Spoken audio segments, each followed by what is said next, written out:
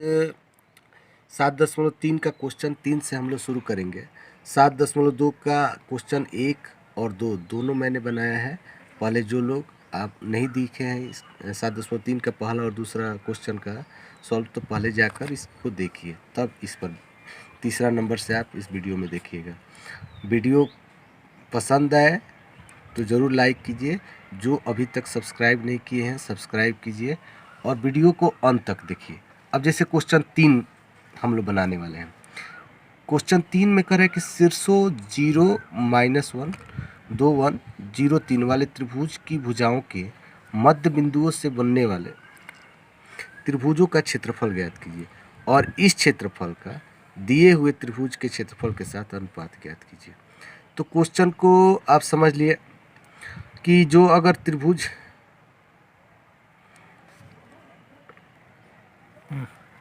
Question 3 अब जैसे कह रहा है कि शीर्ष 0-1 B2-1 और 0-3 कह रहा है कि त्रिभुज की भुजाओं के मध्य बिंदुओं से बनने वाले त्रिभुज का क्षेत्रफल ज्ञात कीजिए। कह रहा है कि मान लेते हैं कि त्रिभुज ABC ले लिया।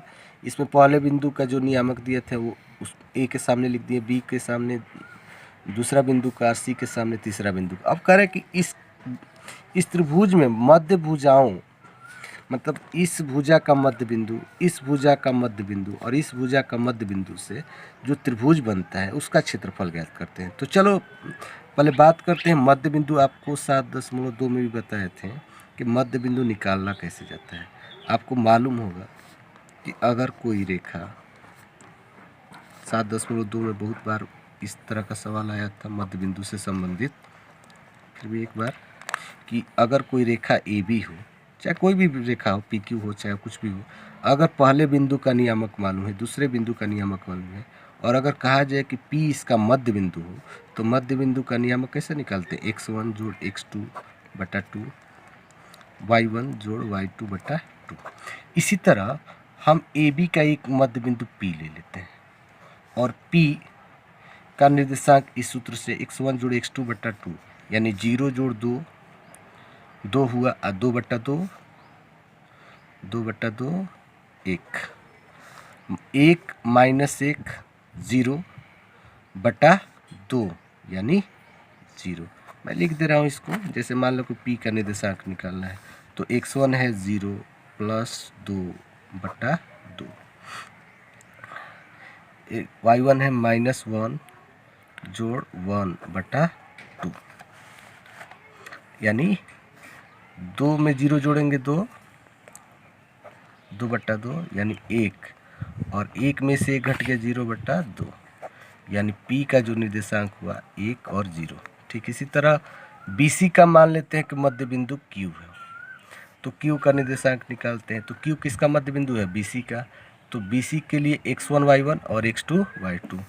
तो Q का निर्देशांक हो जाएगा 2 जोड़ 0 बटा 2 1 जोड़ 3 बटा 2 यानी जो Q का निर्देशांक हुआ 2 बटा 2 और 4 बटा 2 यानी 1 और 2।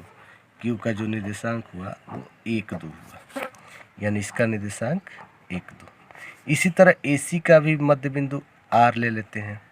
अब R का निर्देशांक निकालते हैं तो R किसका मध्य बिंदु है? R जो है AC का मध्य बिंदु है। तो R का निर्देशांक निकालते हैं 0 जोड़ 0 बटा 2 x1 जोड़ x2 बटा 2 y1 -1 और y1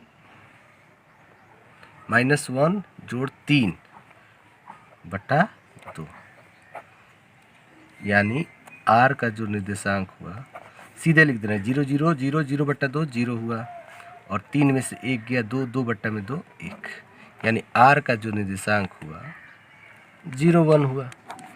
अब हमारे P Q R तीनों मध्य बिंदु हैं, इसको मिला दे रहे हैं।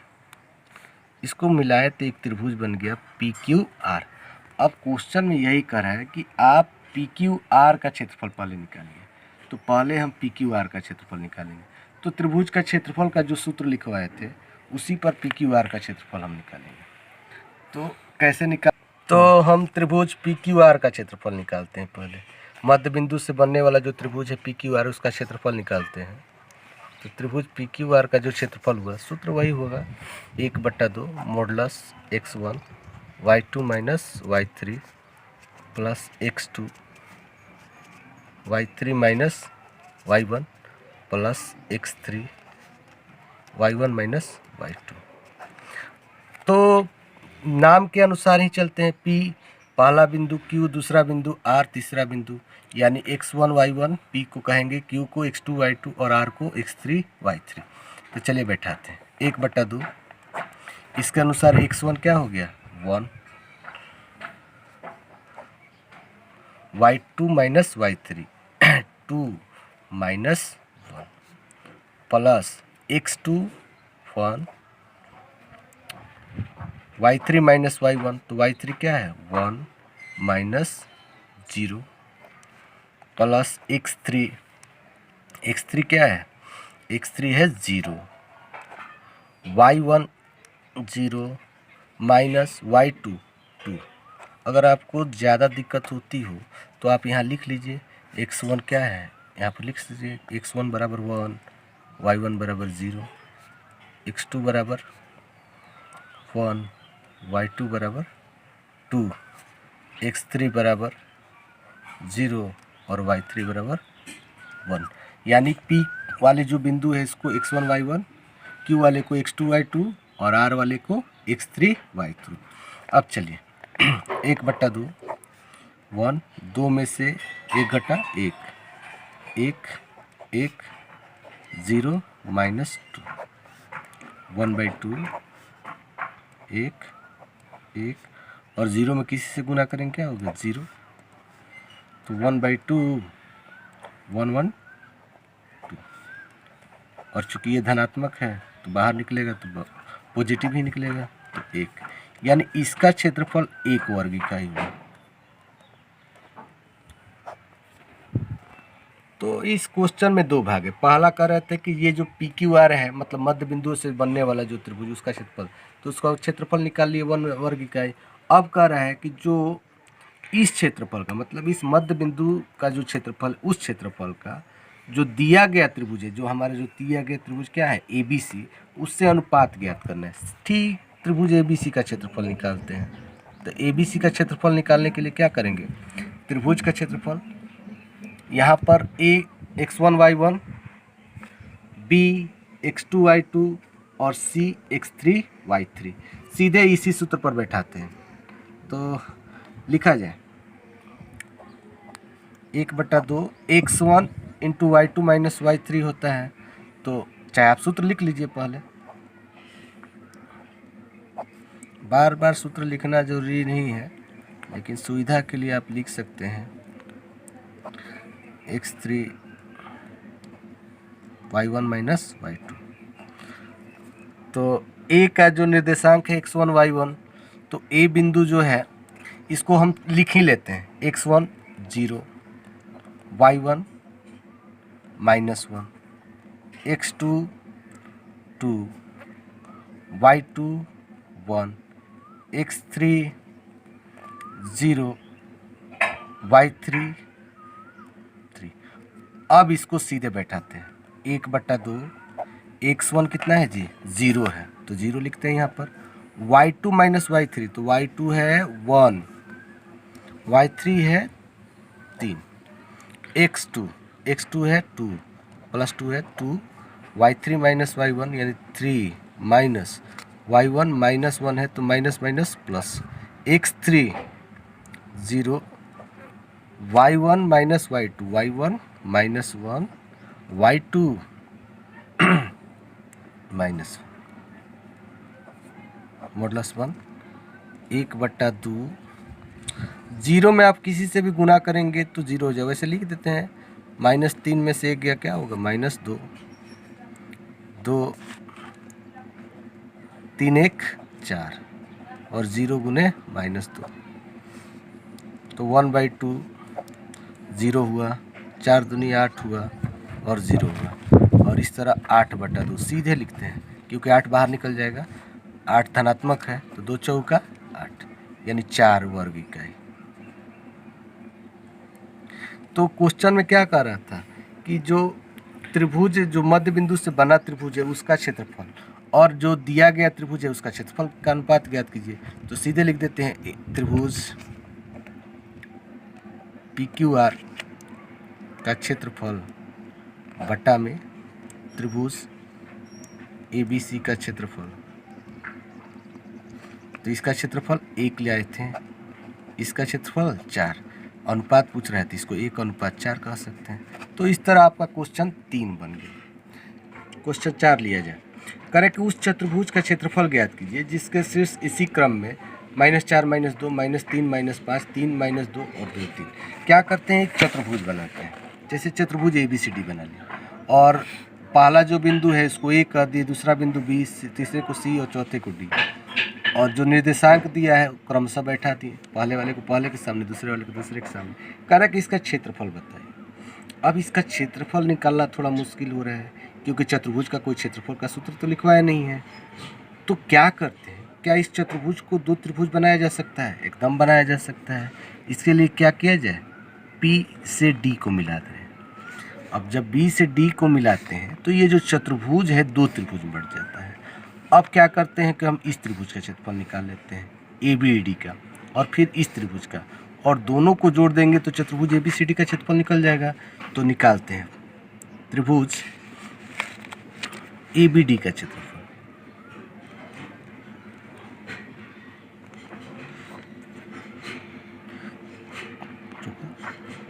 तो क्वेश्चन, त्रिभुज ABD जैसे नाम है उसी तरह इसको लेकर चलते हैं। A पहला बिंदु, B दूसरा बिंदु, D तीसरा बिंदु। अब A के नियामक को x1 y1 कर देते हैं, यानी x1 बराबर है आपका -4, y1 बराबर है -2। जो B है उसको x2 y2 कह देते हैं, x2 बराबर -3, y2 बराबर हो गया -5।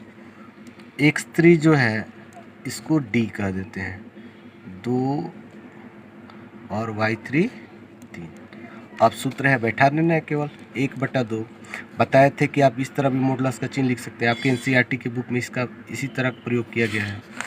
तो x1 -4, आप सीधा भी कीजिए चाहे इस तरह कीजिए, कोई दिक्कत नहीं है। वैसे इसको बड़ा कोष्टक नहीं समझना है, आपके NCERT में इस तरह का ही मॉडुलस का प्रयोग किया है, लेकिन मॉडुलस वैसे सीधा ही होता है, एकदम एक लंबा पाई जैसा। x1 -4, y2 है -5 माइनस y3 3 प्लस x2 -3 है तो प्लस माइनस माइनस हो जाएगा, इसलिए सीधे माइनस लिखते हैं, -3 y3 -y1, y3 है 3, y1 -2 है तो माइनस और ये माइनस मिलकर क्या हो जाएगा प्लस। x3 है 2, y1 -y2, y1 है -2 और y2 है -5, तो माइनस और माइनस क्या हो जाएगा प्लस। तो 1/2 -4, 5 या 3 क्या हो जाएगा -8, -3, 3 2 5, 2 3, 1/2 32 -15 6, 32 6 38, 38 में से 15 गया क्या बचेगा 23, सीधे 23 लिख देते हैं, 23/2 वर्ग इकाई। 32 6 38, 38 में से 15 गया 23। अब निकालते हैं त्रिभुज BCD का क्षेत्रफल। तो BCD का क्षेत्रफल वही सूत्र वही रहेगा, बार बार सूत्र लिखने की ज़रूरत नहीं है, लिख दे रहे हैं आपको समझाने के लिए। तो BCD, इसमें B जो है पहला, C है जो दूसरा, D है जो वो तीसरा हो जाएगा। तो x1 आप मेरे हिसाब से क्या हो जाएगा बताइए, -3, y1 -5, x2 3, y2 -2, x3 2 y3 3। आप किधर से भी शुरू कर सकते हैं, कोई जरूरी नहीं कि BCD ही आप लिखे, आप CBD निकालते हैं, चाहे DC भी निकालिए, किसी भी तरह कोई दिक्कत नहीं है। जो जैसा है, जैसे DC भी कहें तो D को पहला कहिएगा, C को दूसरा कहिएगा, B को तीसरा कहिएगा, मतलब जैसे आप नामकरण कर रहे हैं उसके अनुसार बिंदु को बरसा दीजिएगा, कोई दिक्कत नहीं है। जैसे मैंने BCD लिया है तो B को पहला, C को दूसरा, D को तीसरा कहा है। अब इस तरह बैठाते हैं इसको 1/2 x1 क्या हो जाएगा -3, y2 है आपका -2 माइनस y3 3, x2 है 3, उसके बाद y3 माइनस y1 तो y3 है 3, y1 कितना है बताइए -5, तो माइनस माइनस क्या हो जाएगा plus, x3 to y1 minus y2, y1 है -5 माइनस y2 है -2, तो माइनस माइनस क्या हो जाएगा प्लस। तो अब इसका मान बैठाते हैं, इसको इधर पलटते रहें।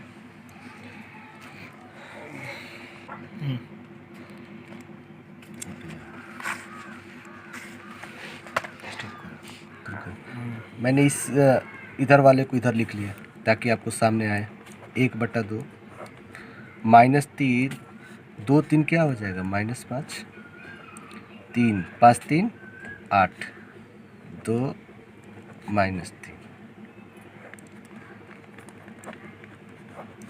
15 24 -6 यानी 1/2 15, 24 में से 6 गया 18, 1/2 8 5 13, 1 1 2 33 यानी 33/2 वर्ग इकाई। तो इस तरह हम दोनों त्रिभुज का क्षेत्रफल निकालिए। अब सीधे निकालते हैं चतुर्भुज ABCD का क्षेत्रफल। तो चतुर्भुज ABCD का जो क्षेत्रफल होगा, इन दोनों त्रिभुज के क्षेत्रफल को जोड़ने पर आ जाएगा, यानी त्रिभुज ABD का क्षेत्रफल प्लस त्रिभुज BCD का क्षेत्रफल। तो ABD का क्षेत्रफल लाए थे 23/2 और BCD का क्षेत्रफल लाए थे 33/2, यानी 2 2 का एलसीएम 2, 23 प्लस 33 56/2 28 यानी 28 वर्ग इकाई। इस तरह इस चतुर्भुज का क्षेत्रफल निकालिए। क्वेश्चन नंबर 5 पर आइए। तो क्वेश्चन 5 थोड़ा वीडियो लंबा हो जा रहा है, इसलिए मैं क्वेश्चन 5 को अगले वीडियो में बनाऊंगा। वैसे आप कोशिश करके बनाइएगा इसको। वीडियो पसंद आए तो लाइक कीजिए, सब्सक्राइब जरूर कीजिएगा जो लोग सब्सक्राइब नहीं किए, और घंटी का बटन जरूर दबाइएगा, और वीडियो को आप शेयर कीजिए ताकि जितने लोग हों वो और जुड़ सकें। तब तक के लिए धन्यवाद।